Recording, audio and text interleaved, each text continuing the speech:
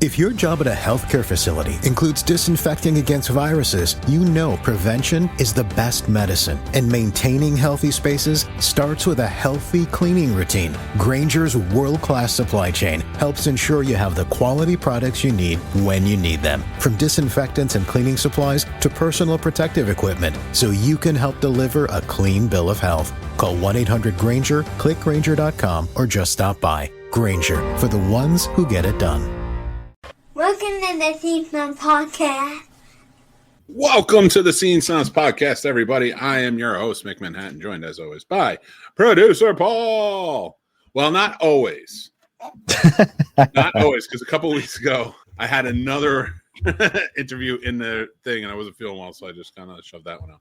And next week, and this is bad timing because I haven't had a chance to talk to Paul about this yet, and he's going to think he's in trouble, and he's not. Next week, I'm giving you the week off. Okay. I'm having Mary on, and I'm giving her a special episode. Heck yeah. I can't be mad about that. It's going to be like that sort of like episode. So you get the week off, but then afterwards, it's our Christmas special. Heck yeah. And get your top 10s ready because we have to pre-record our New Year's top 10 lists. Oh no. Oh yeah, we're gonna have fun with that one. It's gonna be a good time. Like, you know, horror movies, animated. We'll go over it all. We'll figure it out. I'm excited. It'll be fun. Favorite sexual device? Oh God. From 2024 only. Oh. Huh. You know what bums me out is that sexual contraptions have evolved to such a futuristic state, yet no flying cars. Yet we're closer to World War III than jetpacks. I don't think you can trust with jetpacks. Listen, I'll take that Rocketeer jet. I think it was awesome. I'll take a flying car. I could do like DeLorean flying car. I'd be fine with that. It'd be fun as hell. What would be your ideal flying car? Don't say DeLorean. I know that's not your ideal flying car. I'd probably want a big one just so I could bring all my friends. So I'd probably say like a Tahoe XL or something stupid big like that could fly. So you could fit everyone. Ooh, or you know what? An old school Volkswagen bus. There you go. Yeah. That would be an interesting one. You're just like kind of hanging off the side of the road where the roads, the air roads are. And you're just like, hey man, we're just hanging out, looking at the sights. Yeah. In the air. There's Notre Dame, dude. I love it. I like that. I don't know what I would want to feel the most. Ooh, do I want the heaviest car? It may have a good roll cage in it. But do I want the heaviest car? Speaking of defying gravity. God. Oh, we're covering that today. Yes, we are. Dude, we're gonna have a very different outlook on that. Yes, we will. I made that last because I can go in depth. I don't know why I fell so in love with this movie. I did. I want to go see it again. I like musicals, and I like musicals especially when they have such a steeped, rich history in Broadway because I love theater. Mm-hmm. Now, all the other crap outside of this, I don't care. I knew nothing about that movie going in. I like The Wizard of Oz, and I'm like, I didn't even know that there was going to be a part 2. Yeah. So I got to the end, and I'm like, oh, there's going to be more. Yeah. I love it. Next year I get more. And Paul's like, I don't want to watch that. But we will. We're gonna have to watch it. But anyway, you're right. We'll save it for our review because I definitely want to go in depth there. We were. I mean, it's not really a biopic, but we were kind of like. I came up with this idea months ago. Mm-hmm. This is like July. I came up with this biopic idea, and I was like, and every time I was like, I want to schedule for this week because I really want to talk about it, right? Mm-hmm. Something came up, like we had Halloween, or we had to do this, or some sort of theme, or some sort of guest, or whatever. And I just officially scheduled it. I was like, after Thanksgiving, that's what we're gonna hit in December. I get to finally talk about it, and now I'm not that excited to talk about it. That's the worst. That is the absolute worst. You know what it is? I thought about it for a while, and I'm right. And once you realize you're right. Mm-hmm. You know this. Once you realize you're right, you're just kind of like, I don't need to have the argument anymore. You know, like I don't. And so what am I right about?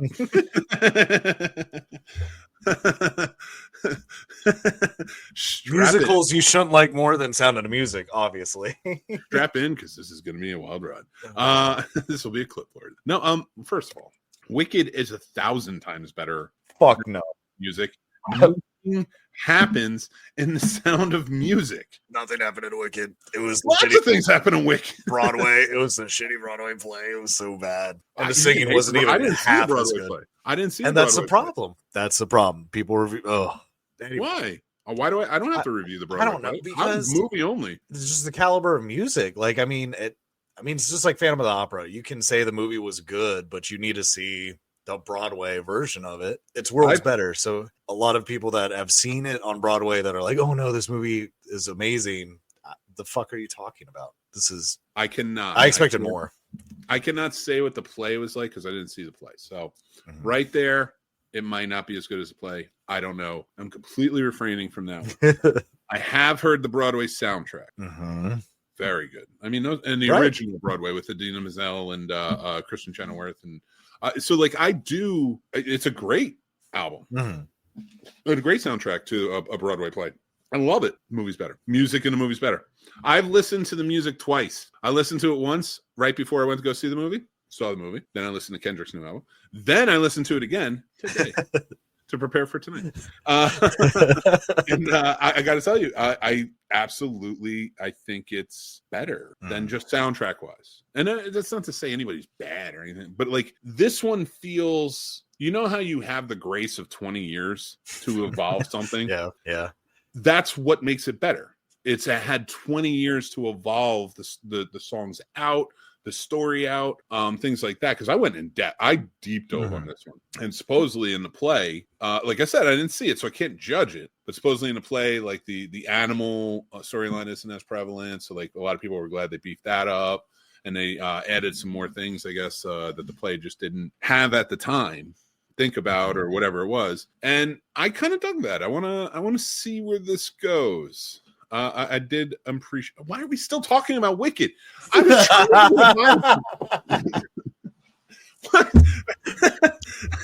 Is this my fault? Did you start this? Or did I start? We have to play it back. It's 8 minutes in, and I've talked about Wicked 3 times. I'm sorry. You didn't have to bring up Sound of Music, though. You can bring up literally any. Well, we might do a musical episode. Well, we might do a musicals episode. We tried the musical episode. It ain't happening. Need a better caliber musician to come in. So Paul doesn't want to sing. No, you don't want to hear me sing. No one does. I'm going to hire somebody to play Paul while he sings. What are you talking and you break out in the song? I'll just turn around in my chair and you just have a double come in and they're singing to the wall. Like clearly taller than me and everything else. It's Paul. It's Danny Trejo playing Paul in a musical episode, just singing as only Danny Trejo can. I love it. Jeez, I don't want to talk about that movie until the end. All right.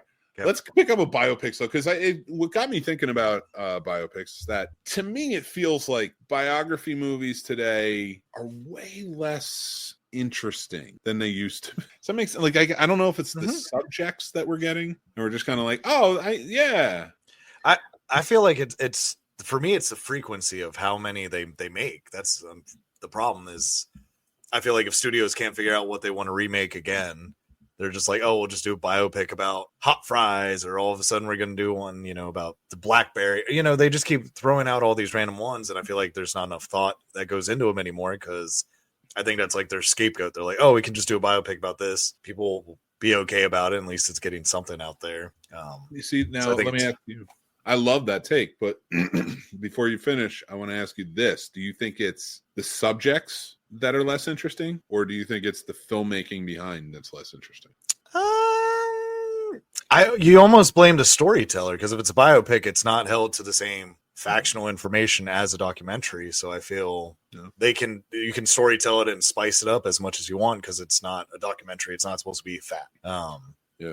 So I kind of blame, I guess, whoever the writer is for it, I guess, essentially. I like that. Well, I mean, you also, by the time you get to a biopic, though, a lot of people like put their notes in, producers, director, everybody. So like I do, by the time you see it on screen, so many people have had their hands in it, because usually it's a passion project for the producer. And then they're going to link up with the director who has a passion project for it, and, to do this or tell this story. And those are the ones where I really feel like it works. Like if you find somebody who really looks up to the person, although I say biopics are bullshit because everybody's a goddamn hero in a biopic, and as we know, celebrities are vile. Yeah. So, and politicians and all of them. So every time we follow somebody, I'm like, "What did you do?" I'm waiting for the. It's like Blindside again. It's like, "Oh, this is a really nice story. It was really nice what the family did for him." Oh, he was down on his luck, and then you turn out years later, and it's just like, "What did you do?" Like every time now, every time I see a new biopic, I'm like, "What did you do? What did you do?" like if it's about some, like if it's like an indie film about some and not putting down in any way, but like let's say it's a waitress who really maybe inspired a union or something or whatever. I'm just making something up as I go, but that's an interesting tale, right? Small, it's to the story. I always like those little ones. Like they did one, I think it was called Rustin with Coleman Domingo. He played Rustin. He's a black civil rights advocate and one of the heads of the Million Man March. I thought that was so well done because they kept it to really just the acting. That makes sense. Like it didn't get too big. A lot of these get too big, or if it's a war movie or this, like Napoleon, I still haven't seen it, and I have no interest. Did you see it? Yeah. Did you like it?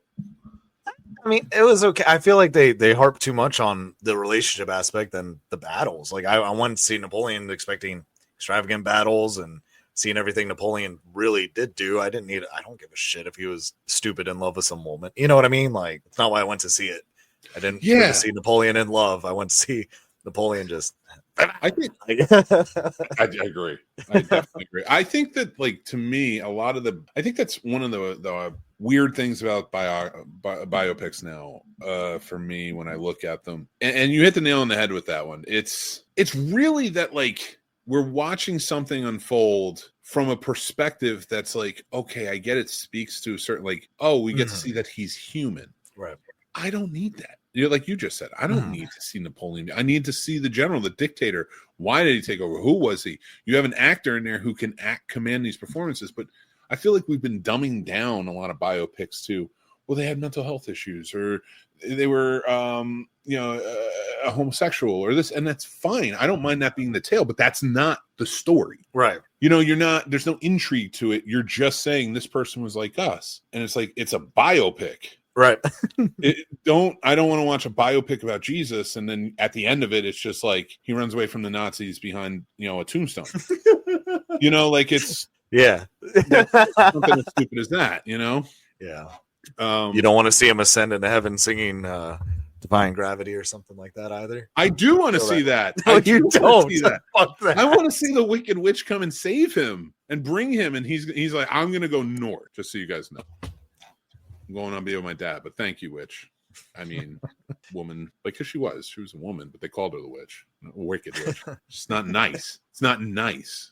I think it would have been worse if they had called her the Green Witch. Like, I feel like that's very specifically against her. I think Wicked Witch is fine. Yeah, it's hard to understand why everybody hated her being because she was green. What are we doing? Stop. You brought it this time, not me. You're kidding me. This is not the Wicked show.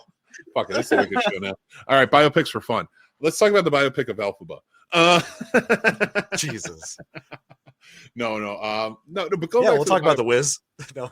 I love that movie. It's such a great movie. You're right.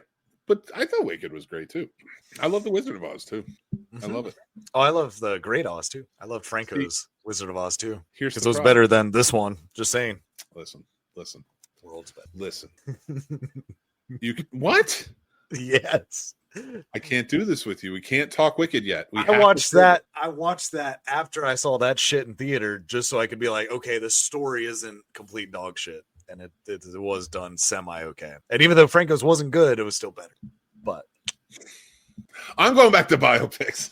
Yes, sir. I will say this about not to get. Not getting into all that, but like I want to make a point, like the Sound of Music, but like the Apprentice, the Donald Trump biopic. This isn't from a political standpoint. I watched that and like I gave a review, so people could go see that. But like I was like, this isn't an interesting movie. I was like, honestly, it feels like they're just attacking. Like I feel like Sebastian Stan was like, all right, I'm really gonna go for this. He wants his Oscar, but everybody else, it felt like it was like, all right, let's just try and rip this dude apart. And for me, I was like, I don't come to the movies to see people rip apart. I want to watch a movie. And you're telling me this is the most interesting part about this man? Right. I can tell you it's not. Right. It's like, thanks for keeping us in the 80s for a little while, for a tale of like everything I've ever heard about him and underwhelming storylines.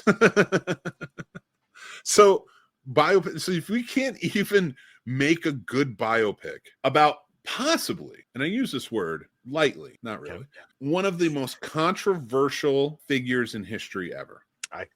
Yeah. And you showed me my dog Skip. Like you showed me who he was, like this little puppy dog. And it's like, I want a real, like, give me something. Like when I watch Braveheart, it's a fucking biopic. You know what I mean? I'm trying to curse less, but I really needed to emphasize that one. Gotcha. I'm trying to, because Jack cursed the other day.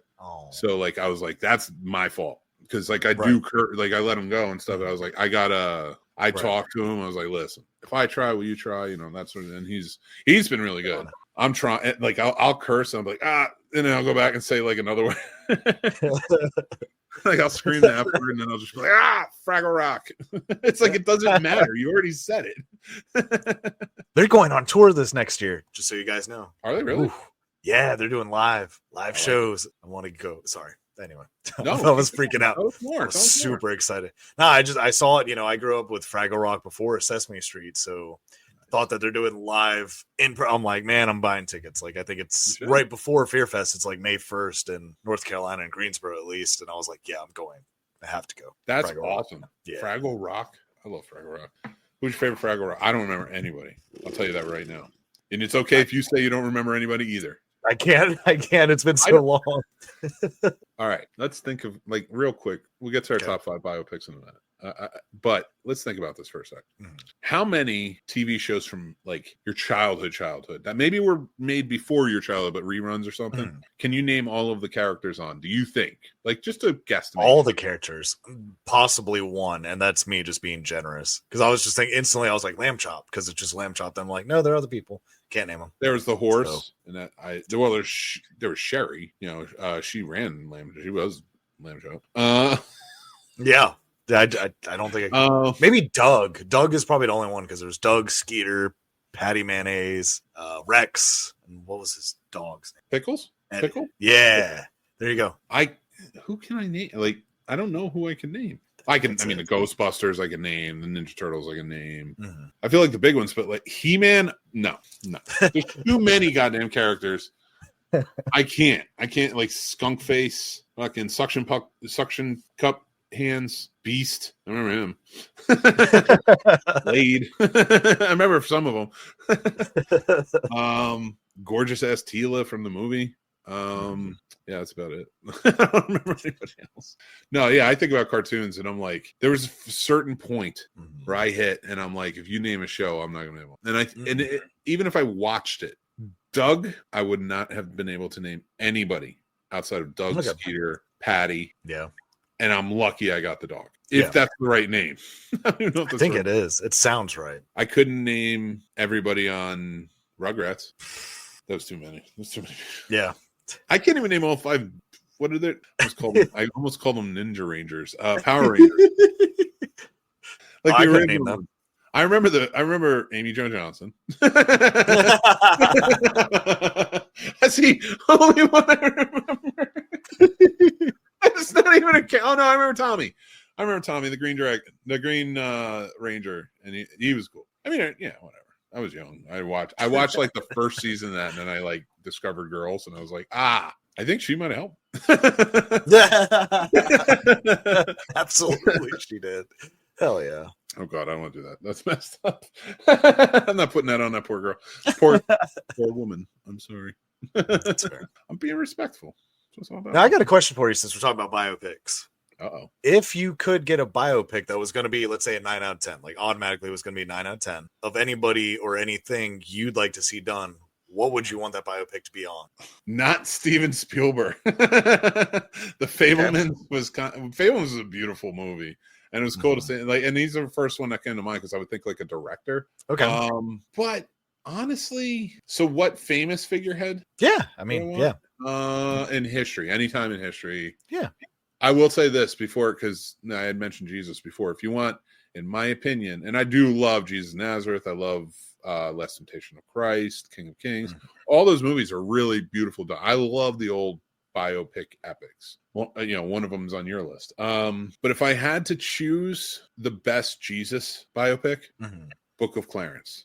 I want everybody to know that. I think that's the best one. That was so good. And I wanted to put that out there because I had mentioned the Jesus biopic.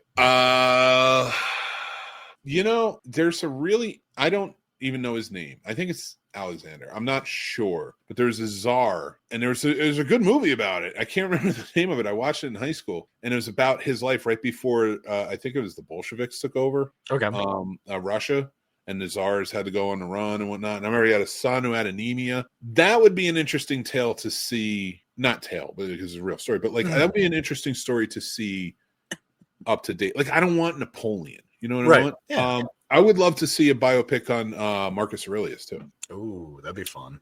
He was in Gladiator, but where he was young and what he was like in building stoicism and being the emperor and all the wars he had to fight just to push back the Germans, the barbarians at the time. But that would be an interesting biopic.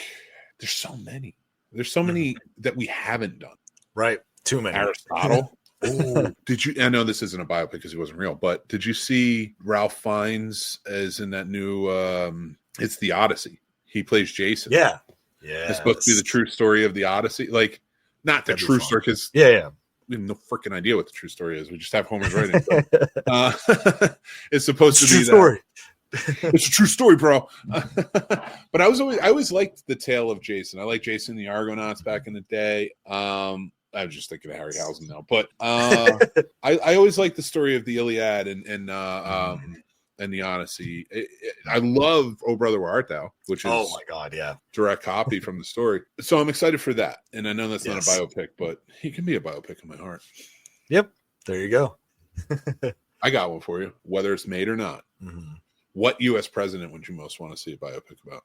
Ooh, it's going to sound strange. It's probably going to be Washington, just because I want to know, if they depicted it right.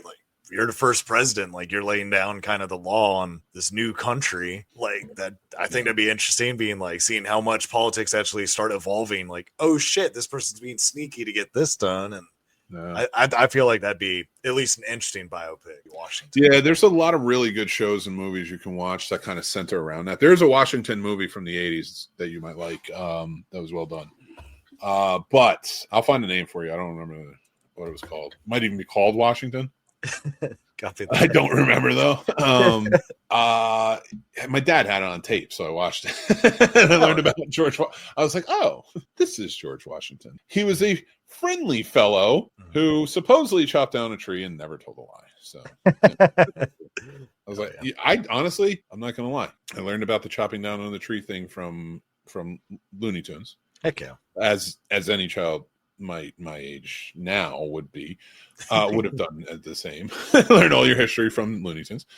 And when I learned that, I asked if that was true, and they said yeah. Said that's why he became the president. He could never tell a lie. He was an honest person. They failed to mention that he owned many, many slaves, and did not free them. Right. No. I like to point it out, but I like to point it out for awkwardness' sake. Absolutely. Because if we're gonna make a real biopic, let's all tell it from the perspective. Oh. Let's see who George Washington was then. He was never here. The war going. Right. Then he became president. Never did get on that tree. But I thought for the longest time when I was in the second grade, don't mean to cut you off. I thought for the longest time in the second grade that if you wanted to become president, you had to cut down a tree. It was it was this feat of strength. Oh, yeah. I like that. That's a good philosophy. They should do Honestly, that should be added. Do you think anybody? I'm not even gonna lie. I think the person who would come close is probably Obama. Oh, I was gonna say Bush. His drunk ass just get the fuck out. Take him a minute, but he just hit his face on a table by choking on a pretzel. Right. So I think you can chop down a tree. Give that man some Jack Daniels. There's no living president. Maybe Obama can, but he's up there now. But he was always in pretty good shape.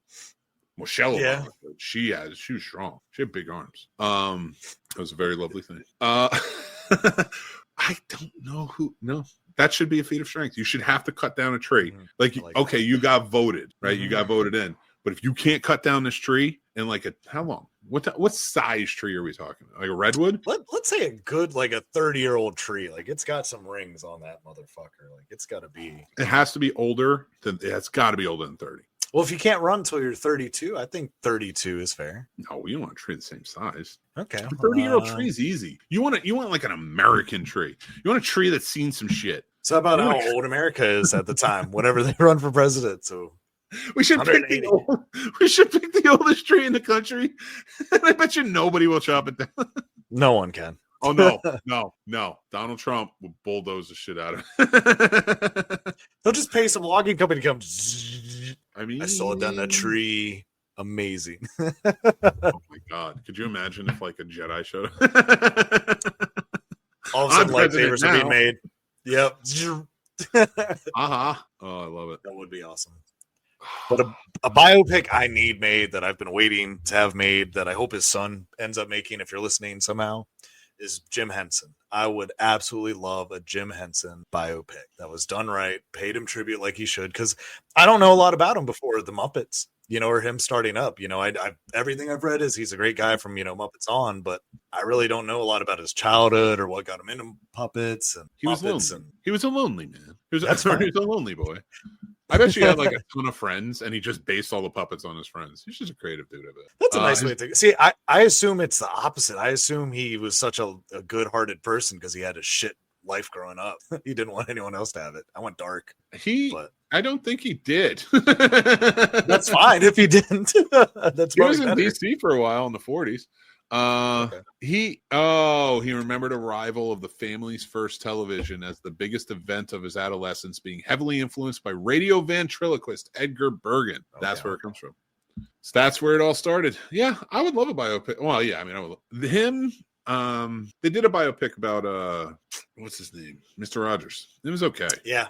I liked the documentary better than I liked the movie. Yes. What could be kind of cool, because there was a lot of interesting little things that had to go into getting it made. But if you really did it right and you did it and you got a visionary director, like even me in my head, I am playing with it in my head. And so if you got really somebody with talent to do this, you can make a cool TV show about the making of Reading Rainbow. Oh. And just how he wanted to get it done and what it meant to him, but they tell the tale through books. Like it's him, but in each one, it's kind of like, I don't know. I had an idea in my head. I like it. I think it'd be cool. Yeah, I was while I was waiting for you, I watched 2 shows, and I'm going to tell you one, even though you hate the theater. Clearly, get the fuck out of here. It's a show called The Goes Wrong Show. Goes Wrong Show.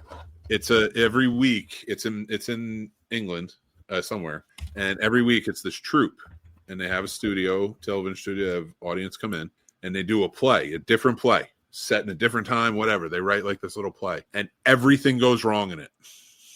And that's all I'm going to give you. It's your face will hurt with laughter.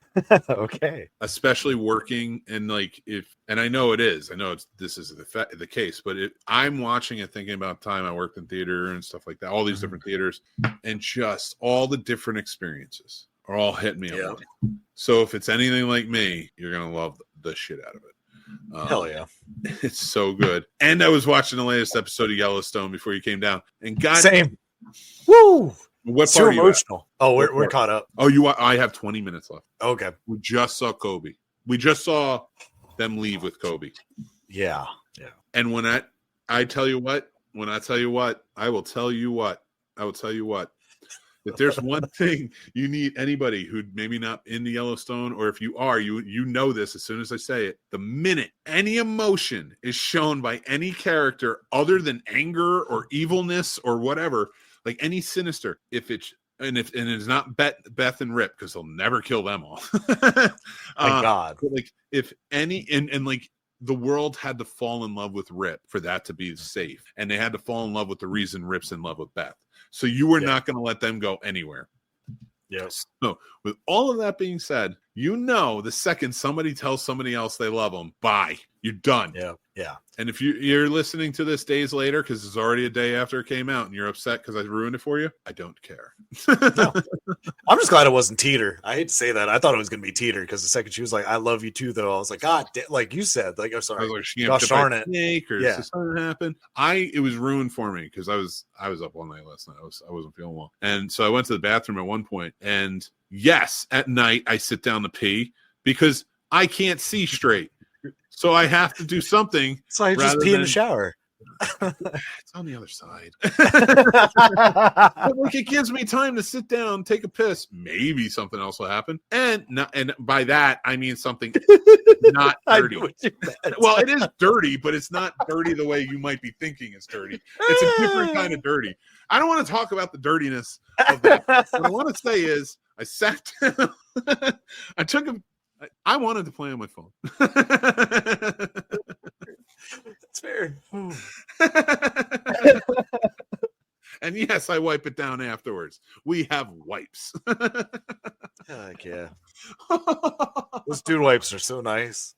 I get the menthol ones. They feel nice in my bum. Oh, yeah. I've had those before. They used to have those at when I worked at the data center. Like, everybody That's had cool. Well, no. They didn't have them for us. Let me reiterate. Everyone who worked there had their own. Smart. And what drove me nuts was, like, they had this big bathroom that we use, Mm-hmm. but we had the whole floor. Mm-hmm. Well, no, there was like one other small company in like the suite next to us that didn't take up barely any room, and they had their own bathroom. So we got the whole like big, building floor bathroom. Man, if there weren't wipes in every one of those fucking things because people kept forgetting, I'm like, come on, man. Heck yeah. I was like, these can't try different wipes. Ooh, pumpkin. Mm. Oh, I don't know. Man. Pumpkin. Oh, I haven't tried the pumpkin spice. I know they got that flavor though. Or scent. Sorry, not flavor. Oh my God, you want your ass to smell, dude? Mary bought like a soap that's gingerbread.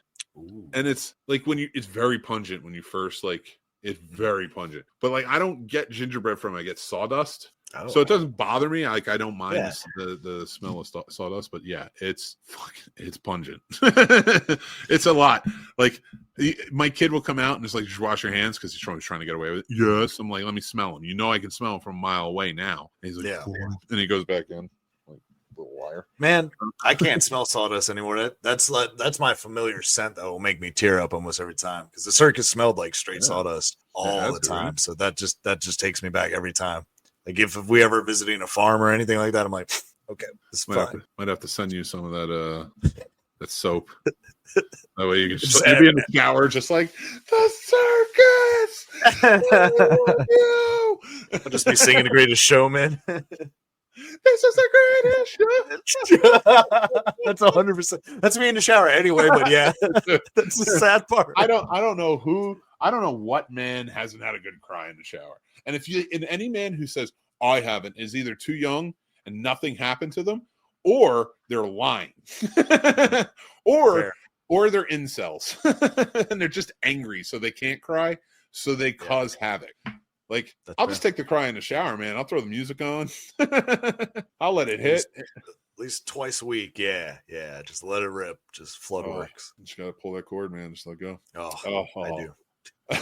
All right. Well, now we talk about everything and crying. Let's talk about our top 5 biopics. Yeah. I'm excited for this one. So we're going to roll through. So number 5 on both our lists, I went with Miracle, about the 1980 U.S. men's hockey team who went on to beat Russia. And you went with Lawrence of Arabia, which is an amazing choice. Can you tell us a little bit what you like about that movie? It's probably one of the first militaristic movies my dad introduced to me. And I just fell in love with it. We watched that, then shortly thereafter watched Ben-Hur. And I fell in love with it. The acting and the cinematography, it's fun just how kind of grainy it is, because it's an older movie. It's a long movie, but it's very interesting because growing up as a kid, I didn't think Lawrence of Arabia was a real thing. I thought it was just a fictitious story because they did it so well. And it goes back to, like you were saying, when biopics, I think, were done right, because I thought it was so good. There's no way this is about a real person. I thought it was completely made up, and It's actually really good. Yeah, I completely agree with you. I love Lawrence of Arabia. It's not one of my top 5, but a pinnacle of filmmaking and Miracle for me. It's just one of those moments in history that just feels good. And this movie, I think, really encapsulated that really well. It's done by Disney. Disney does really good, inspiring sports movies. Yes, and this is one of them. And but the nice part about this was they did this movie, and it is inspiring, it's all that, but it is a really inspiring, true moment at least. So it's like it's cool that I'm watching something, and that's going to be a theme on my list, I think. Like special things in time with the biopics. But let's go to number 4.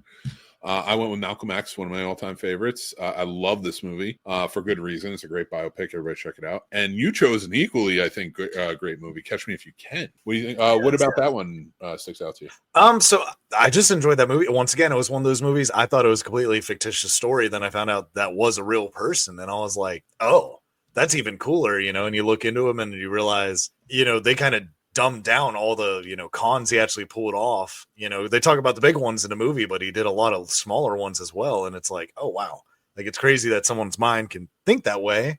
Because, I'm not trying to say I try to think like a thief, but I try to think ahead of things that could happen. And my mind doesn't work that way of doing fake checks or this, that, and other. And it's just amazing to me how someone can have, 20 ideas and make stupid amounts of money before the government even catches them.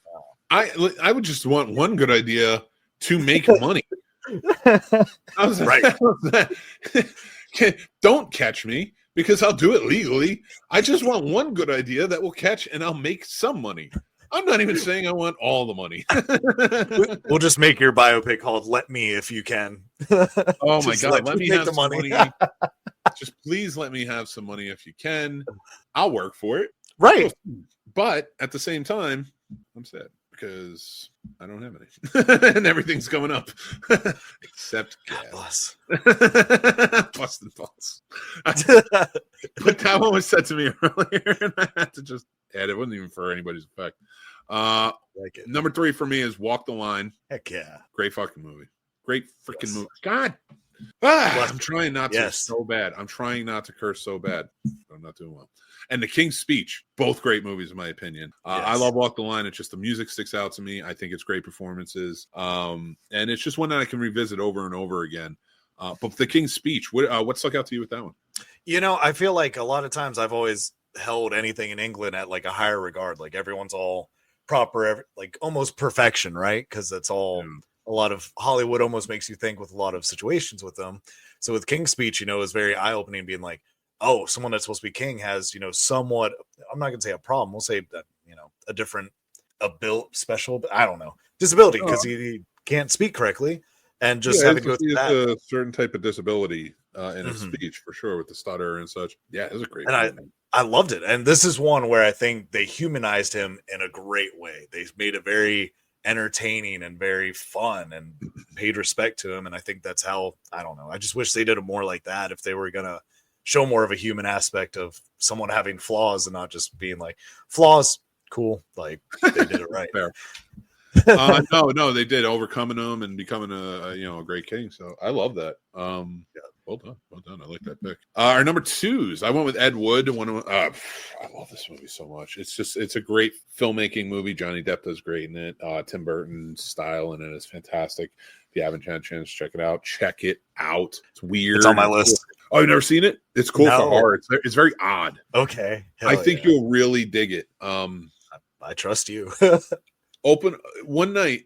I would, if you ever want to watch that, a great double feature with that is watch Plan 9 right afterwards. Okay. Because it's about the making of Plan 9. So okay, it's a well done movie. And Plan 9 from Outer Space, for anybody who's watching and listening, was widely considered Edward Jr.'s movie, widely considered one of the worst movies of all time. I love it. But yeah, definitely check this out. But I haven't seen this. Is the one I haven't seen on this list, and that is Love and Mercy. And I guess it's about the Beach Boys. God. Yeah, it's specifically mostly pertains more to Brian Wilson. Okay. I will say this has sentimental value to me because my uncle Jim was a huge Beach Boys fan, and my mom has always been Beatles. And so I told my uncle, I was like, I've always thought, Beatles put them to shame, blah, blah. And he was like, well, and he tried explaining it. Well, this movie came out coincidentally while I was at the lake house. So I told my uncle, since I was big on movies, I was like, hey, let's go see this together and we'll see what I think of the Beach Boys after. And this just made me fall in love with their whole story. Brian Wilson. I think John Cusack does a phenomenal job with them. Paul Dano. It made me fall in love with Paul Dano. The music and how their minds work, talking about his mental health and their schemy manager. It's very entertaining. This is one I can watch at least twice a year and still love it. Nice. I definitely will check it out. I wanted to hear what you had to say before I watched it, but yeah, I love the Beach Boys. I think they have great music. So I wouldn't mind, and they have such a heartbreaking story. But yeah, it's so well done. So I can't wait to check this out. And I love John Cusack. Oh, yes. Good pick, man. Our number ones. Cinderella Man. This is my all-time favorite biopic. I love Cinderella Man. I think it's the best boxing movie. And I know I'm saying that. You got Rocky and everything, but I really do. I think this is the best boxing movie. And it's just a great movie in general. So go check it out if you haven't. But you chose Kubrick on Kubrick. Why did you choose that one? Because I'm an idiot. I didn't do the correct parameters. Because after we talked about parameters, you were, like I said, you were correct. I was like, wait, a documentary is actual fact, through and through, as opposed to a biopic. So I did choose this before I had my correct parameters. With the parameters, I did go with American Sniper. Okay. Just so everybody knows. But as for Kubrick, I love Kubrick. I get, he was a hard director to work with. He was over the top. He was anal. He was insane because he had that passion and that outlook. And that's what I love. That's what, he was talking about Kubrick. Oh my God. He's just, and everything meant something to him. And I respect that, and I can imagine being an actor, how annoying that has to be. Cause I know, even on the one film set I got to work on, after doing a couple of takes, even the director, I could see him being like, all right, I think we got it at least one of those times. Let's move on. And that was just a handful of times. He'd do like 100 shoots of the same scene and still be like, it's not right. And I can imagine just that, like when it came to Shelley Duvall, a lot of it was like he needed her to be so worn out and manic. He needed that. And I'm not saying it was right. I'm not defending anything. I'm just saying it wasn't even just about this one aspect of getting it right. It was also like, physically torturing her, so she'll be tortured for the movie. And again, not defending it, but he was that type of haunted genius. Another one, just two things, just to say real quick. One, I don't want to do this. You should go and look up the story behind American Sniper, like the real story. And then the second one is check out RKO 281. It's about it's about Orson Welles making Citizen Kane. Okay. And how the entire movie was a spite movie. Really? Against the most powerful person in the country. It didn't work out for him. But it's worth watching. Liev Schreiber plays him in the movie. And I think it's John Malkovich plays Henry Mankiewicz, who wrote it, and so it's just it's a fantastic movie. If you haven't had a chance to see it and you do like that, like the filmmaking side of that, go check that one out. I think you would too. I can give you a ton of those. Don't worry about that. Heck yeah. Hollywood loves to stroke itself, and I know them all. Hell yeah. All right, but that's our picks. That's our picks for these lovely biopics. Go check them out and let us know what you think. But let's get to our first review, and this one should be quick. Dear Santa, which is a movie starring Jack Black as Satan, who a little boy named Liam writes a letter to Santa to ask for something very special, only to have, because he has dyslexia, and I don't know how I feel about this. I don't want to talk about it. I'm not laughing at that. It's just like, come on.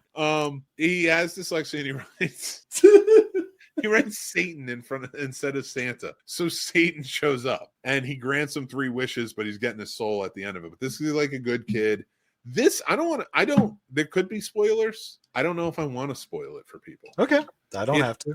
I mean, I guess we could. Who gives a shit? But nobody's going to see it. I walked away from this movie not liking it in the first act. Oh. Kind of liking it in the second act. And by the third one, they actually made me cry. Heck yeah. But listen, I'm not defending this as a great Christmas movie or the next pinnacle movie. Would I watch it again? I probably won't, because like this would be one that I'd watch if it showed up on TV, and it's not going to. It's going to remain in streaming. So I'll probably never watch it again. With that being said, if you guys are looking for something different. Automatically, any movie gets a point from me, a solid point, if it makes me feel like an emotion come out. Like if I get angry and I get up, or I cry, or I'm like happy and laughing or whatever, you get a solid automatic point for that. You pulled out an emotion. And if it's from acting, even stronger. The ratings for this movie for both of us were 3s. Yes. Now I give it a favorable rating because I was going to give it a 2, and then I got to where it drew out the crying from me. And some of the best acting, and I will tell you, this kid the entire time, he's fine. He's a good kid the whole time. I liked him the whole time, but when I didn't see like a spark of genius acting until the end, and I don't want to give this away because it's as equally part sweet as it is odd. And you never see it coming because you don't find out it happened until like 20 minutes left in the movie. So it's not a well-written. It has heart though, and it is a Christmas movie. And I am very lenient on Christmas movies when it comes to story because magic does everything in them. And I have to let it go. I realize I'm long-winded here, but what I will say is that kid Liam delivered such a deep, guttural cry at one point, and for a great reason. It was the best reaction I had seen in a long time in acting on the big screen, unlike watching a movie. And it hit me right in the chest, and I was like, oh my God, now I'm crying because like this is insane. And Jack Black was funny. Jack Black has some good moments in this. But overall, I would just say, like, if you feel like you might be into it, check it out. Now, Paul. Yes, sir. I know you loved it, and we gave it the same rating. You're going to have a little more favorable. Like, your 3 leans more towards a 5. Mine leans more towards a 1. And the kids movie, I kind of thought I knew what to expect, and it threw me off because it kind of broke the grain because it kind of was its own thing, Christmas themed-ish, but they really did it differently. And I really enjoyed it. I thought it led me through a lot of different emotions. I was laughing a little bit and kind of annoyed with certain aspects of Satan. And that third act, like you said, that ending just threw me through a loop. And we were all sobbing. Like it was a mess because you didn't expect it to go down the way it went down. When it did, it was like, oh, holy shit. And then they did it right because immediately. Oh, go ahead. No, I'm sorry. I was interrupting. I apologize.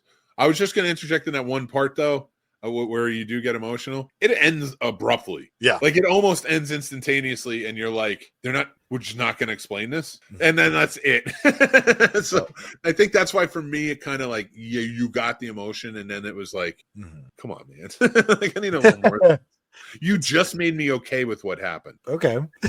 And now you brought it back, and now great. But you're not going to explain it? I think they left it kind of open for number 2, which I'm kind of hopeful for. So, I've told a lot of my friends that have kids, I'm like, hey, look, if you don't have, I understand everyone's going through different things financially. You can't take your families to go see Red One. I was like, this is one you'll absolutely do not watch this if you're a kid, unless you're like 11 or 12 or older.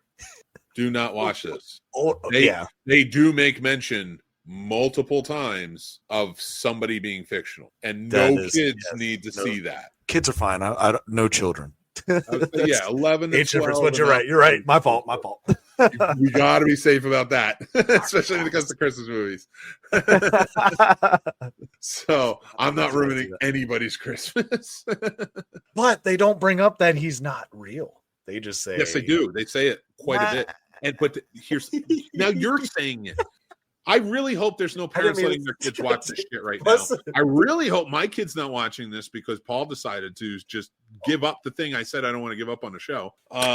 Not thrilled about that.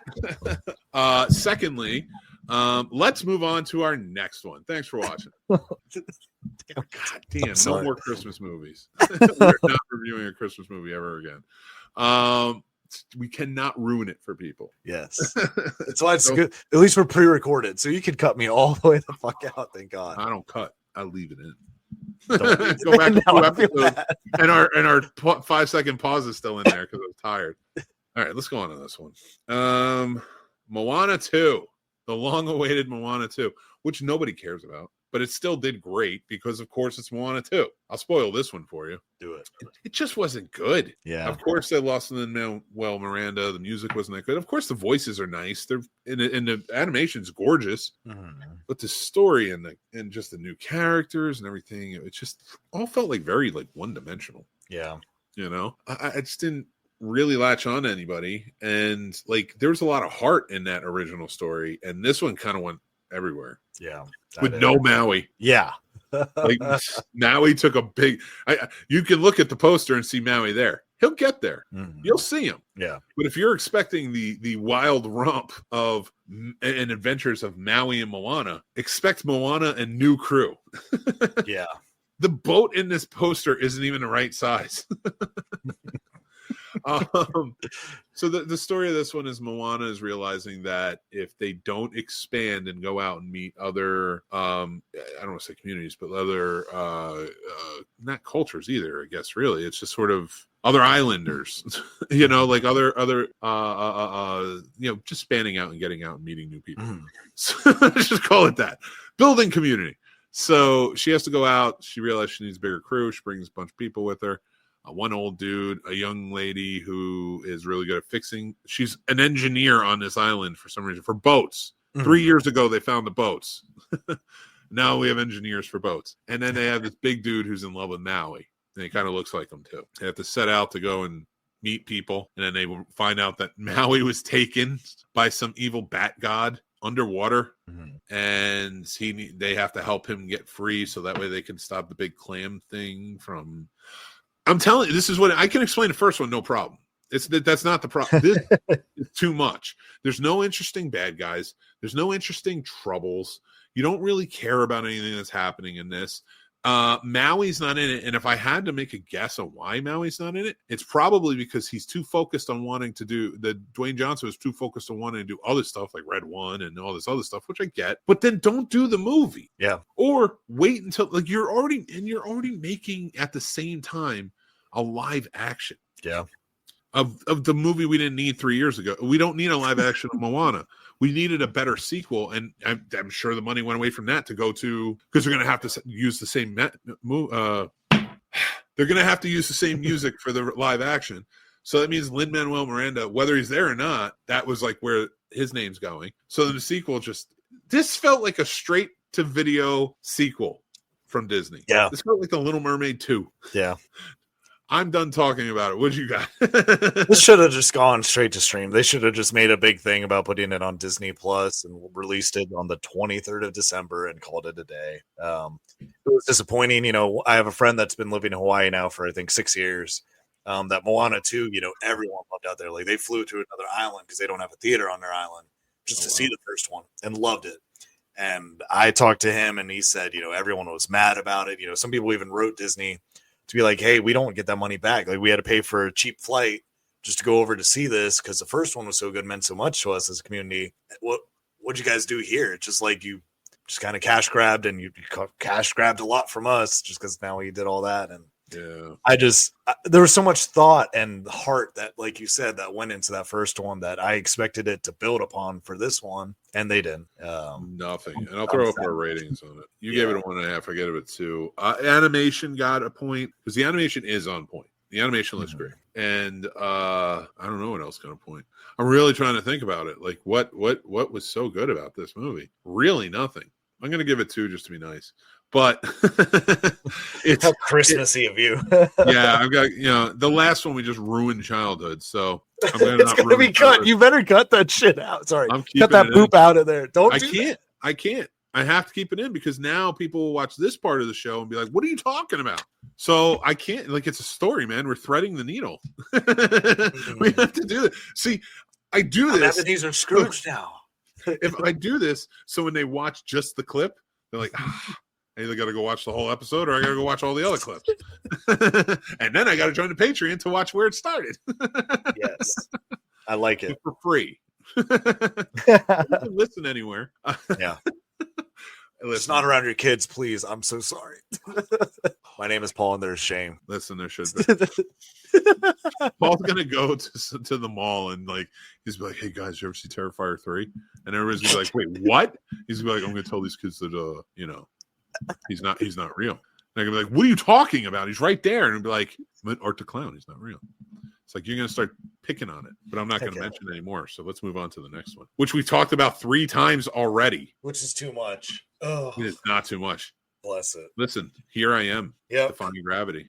I'm holding space, baby, for Wicked. I am. I'm holding space for Wicked. It's beautiful. I'm going to use every TikTok phrase that's been said about this movie. I'm going to use on you.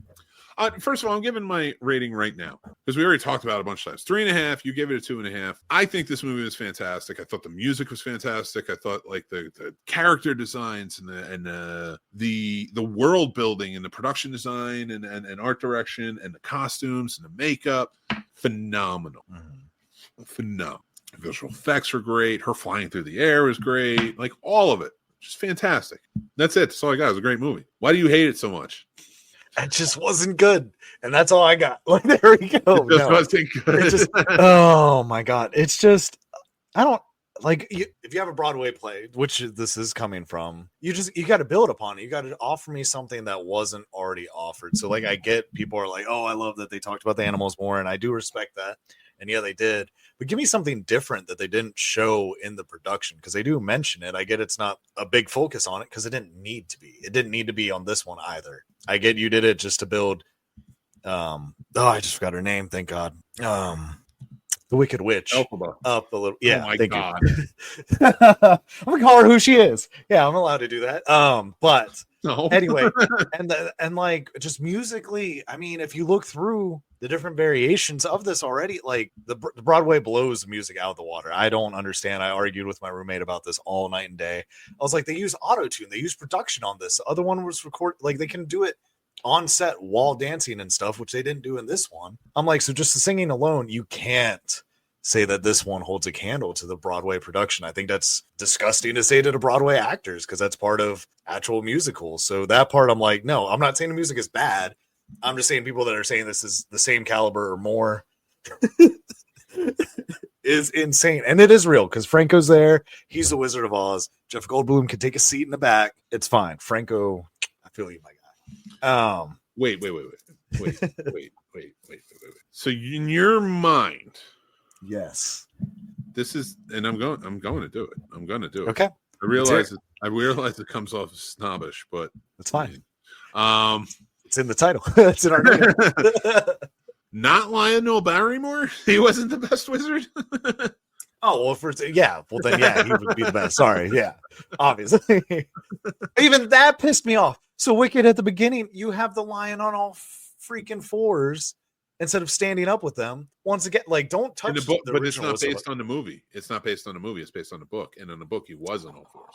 Don't change it though. If you're gonna show it on screen, you got to keep it on screen like the Wizard of Oz, which he's standing up, man. No, like, pay homage. You got to read the book though, because the book wizard and some things that happen in the. Now, I'm not saying it's exactly fits in. Of course, we're around it, so I'm not taking it. But there are things that really, and even not reading the book, but at least like looking up. Like everything, because I don't expect everybody to go and read Wizard of Oz, but it is not based on the movie. Like that's why the slippers are silver, because they are in the book. He is, so like they're basing this off of her tale compared to the book, which was already a very activist sort of written piece of work that was a pro farmer, I believe. I'm not 100%. I'd have to do more work on it, but to research it. But I believe it was about the Pro Farmers Association and how they were catching a run of the deal from like the bigwigs. Yeah. So, and I think this one sort of doesn't contend on that, right? But it adds to a lot more going on, I would say. I don't know. I did enjoy it for what it was, and I'm excited for the sequel. I can understand if you didn't like it, and that's fine. I don't know how you keep going. What my thing? So that scene where what's his pretty face is dancing around, right? Talking about how he's a bad guy, not a bad guy, but like a bad boy. The CGI was awful. I just expect more from Universal. That's my biggest gripe, and that's Universal gripe because you could clearly see they had his face CGI on a dancer. Like that wasn't him dancing. That whole mean in the beginning? Or at the end? I guess that's more of the middle because it's when him and what's her face are dancing around because she's flirting with him to begin with. Ariana Grande. They're dancing in the library scene. You mean the Fierro? Yes. That is his face. Why isn't his face? I don't know, but you can clearly see that it doesn't match up. His neck is elongated and it doesn't match his body moving the whole time. That CGI messed me up, and that's a Universal problem. Like I said, I hate on the movie because, no, absolutely not. Do you know what happens to all these characters? And I'm asking, get to the second one, you'll understand. I know what you're talking about. I can't. No. I don't want to spoil anything from the second one. I just did like that. So if you can't even do your CGI good for me, then no, thank you. I'm telling you, you're gonna see. I'm telling you, you're gonna see. I might see the second one. I might just send Matt to see it just so he tells me it's a 9 out of 10 again, like you said this one was. Listen, I said 3 out of 5, which I can respect that. Yeah, like I can respect that. I would put this movie at an 7 or 7.5 or an 8. I probably would put it at the same had I not been told it was a solid 9, if not a 10 out of 10. By someone I thought I could trust. I wish we talked beforehand, because I would have said, like, I really like this movie, but I don't think it's a 10 out of 10 film. Because it's an incomplete movie. I think anything that's incomplete is gonna. That's why The Wizard of Oz is a 10 out of 10 fucking movie for me. It's perfect, and that's what I like about this. It doesn't fuck with that. Yeah. If anything, it adds lore to what's going on in that movie, but it doesn't change anything. And I do like that they skirt the line, because it is supposed to be based on the books, but they do skirt the line with the movie. And they do that on purpose, so I can appreciate that. All right, we talked about Wicked. Go see it or don't go see it. That is the question. I think you should go see it. Paul thinks maybe wait for it to come out at home, I guess. I think you can see this on the big screen. I don't think it hurts to see it on big screen. I don't think it did anything amazing. I think it's better than Gladiator. If you have good audio at home, then you can watch it at home. For an audio alone, I'd say, see it in theater, because the music is pretty good. Yeah, he's not wrong. He is definitely not wrong. But we are going to get to Mick's movie pick, our final for the night. Thanks for watching our Wicked review. And it's from 1946. And if you haven't seen with last week's pick, which was Miracle on 34th Street, I'm going with Christmas theme for the next few weeks. And It's a Wonderful Life, one of my absolute favorites. This is one of my first movie dates I took my wife to. And I proposed to her afterwards, and she turned me down. Oh. And then she didn't turn me. Damn. And then she said yes months later. But yeah, It's a Wonderful Life, one of my favorite all-time movies. I love this movie. I only watch it around Christmas time, but we are going to do a classic film review of it this week. So keep an eye out that. You got to subscribe to the channel, be a part of it, and we'd love to have you. But yeah, thank you for checking us out and coming to hang out with us. You can go down, follow us, on social media. We're not on Facebook anymore, and we're not on Twitter anymore. And really, honestly, it's because it's just too freaking loud. I was like, I need to cut this back. And I'm like, the only reason I'm still on Instagram is because it's pictures. I just post pictures, and I like taking pictures, so I'm down with it. But yeah, so we're not on that, but you can follow us at the Scene Snobs wherever else. We're on Blue Sky, all that other stuff. TikTok, the whole 9 yards. So go follow us there. You can check out our shows. You can check out our quick reviews, other stuff we're doing as well. Paul, what you got going on, man? Talk to us. Oh, man. So my brother's coming into town in a couple days, so I'm excited to see him for the next, I think he's in town for 10 days.